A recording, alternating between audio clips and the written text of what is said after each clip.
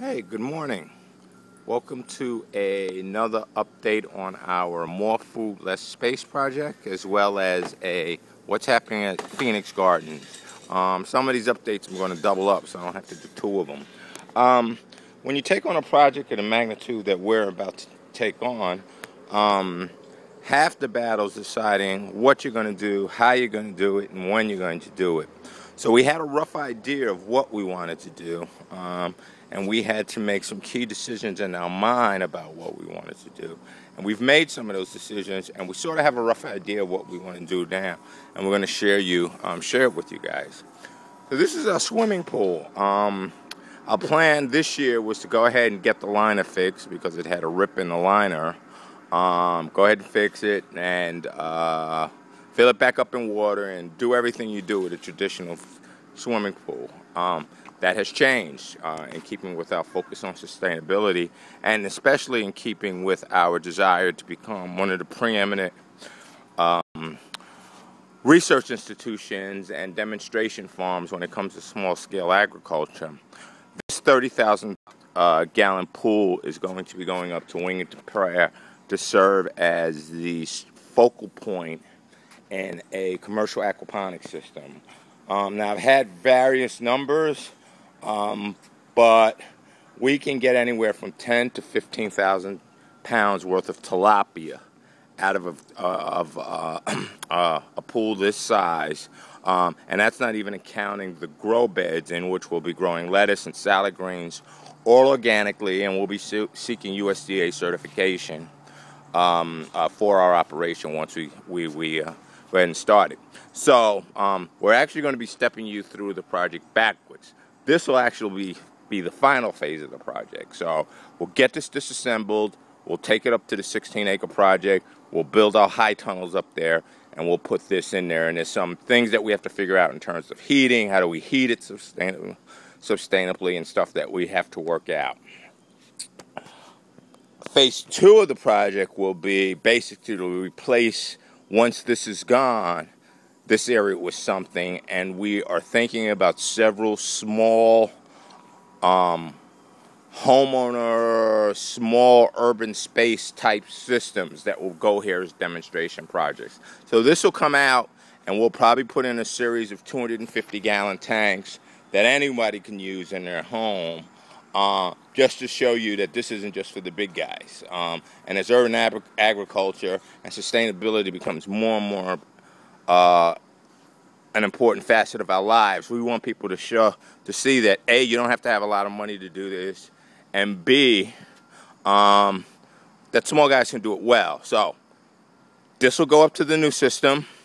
This will go up to Wingington Prayer, where we'll form the centerpiece of what we hope is one of the finest commercial systems in the Southeast. Then we will put in several smaller systems that will replace this.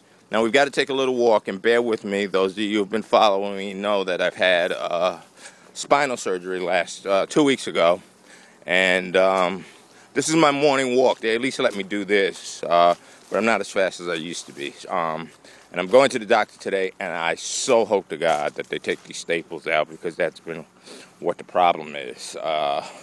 Not too much pain, but the staples, for example, if I put on a shirt or move the wrong way, grab, and I guess they pull the skin, and next thing I know, I'm covered in blood. It's just not a pretty sight. There are many of you who are familiar with Phoenix Gardens. So the idea for phase 2 is to not only have tanks, some smaller tanks up here, but also tie it into the advanced rainwater harvesting system that we're going to be doing, and to do some really cool things with it, and setting up ponds to attract beneficial insects, and cleansing plants and that type of thing. That pool up there is way too much to feed these ponds. That goes to show you how large these is. Our girls are now free-ranging, and they're in our cucumber beds, and they've actually been doing a pretty good job of taking care of especially squash bugs for us. So if you have squash bugs, get some chickens, because they've really helped us out a lot. So phase 1, get that pool out, get it up to winging a prayer, and we do our whole design story with that. Phase 2 is to get a smaller system in there and somehow tie it in with the entire rainwater harvesting system and series of water catchment basements that we're going to do here, in addition to doing the aquaponics. These are half runner beans. There's my lovely wife. Say hi, Gwendolyn. Hey, good morning. Gwendolyn says we need money. Send us money through Indiegogo. We'll be pulling all these guys out pretty soon. And I'm going to come back to these tomato plants in a minute because I want to show you why aquaponics is of interest to me. Just one of the many reasons why it's of interest to me. So, phase 1, we get rid of that big pool. We take it up there. We size our system so that it provides a large commercial production system. That is, and the key word here is sustainable. And a lot of people forget that sustainable also means commercially viable. You've got to make a profit. If you can't stay in business from year to year. And so what's the point? Phase 2 will be to build the smaller systems and tie them into the plans that we have with our water harvesting and water management system. And this is actually phase 1. This will be our first system here. It's going to be approximately 22 by 40. You can see we've already set the end post just to get an idea of how it is. We don't think we need to do too much in terms of leveling it, but I'm going to walk it for you. It's going to be a traditional system, and by traditional I mean the tanks will be above ground, the fish beds will be above ground, as opposed to some of the other experimental systems we'll be doing where those components will actually be in the ground. And there's some advantage to doing that, particularly when it comes to having to heat or cool water, but just sort of space that I've walked. Once again, you can get a ton of food using an aquaponics system out of this small space.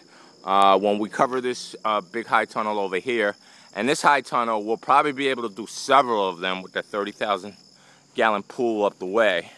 That's the type of size that we're talking as far as that system. But as you can see, this will be a pretty decent sized system. We're going to make some design changes as opposed to the traditional hoop house that we've done here. So those are three facets to our project. So it's kind of weird that we had to walk through it backwards, but we had to show you what it is. So the next thing we'll be giving you guys updates about is we're going to get this squared off. We're going to get the framing up. We're going to get the roof on. We're going to need to do some things here with the land to get it graded. Doesn't need a complete, I'm not bringing in a bobcat to do any grading, but we do have to get a little bit more level than what it is. Then there's some issues that we have to work out in terms of energy and power. And as I said, we want to be as sustainable as possible. So obviously one of the first things we're going to be looking at is solar, but there's some other things. We've got a couple of people, Pete and Mindy Chavez, who are making a name for themselves in that area. And I'm hoping that they'll come give us a hand and lend us their expertise. So this has been another edition of What's Happening at Phoenix Gardens and More Food, Less Space program. We really do need donations. And I'm going to put up a video as a surprise while we're coming to you with hat in hand. It's almost disgusting what Congress has done to the available pool of funds used to support sustainable and agricultural research for small farmers.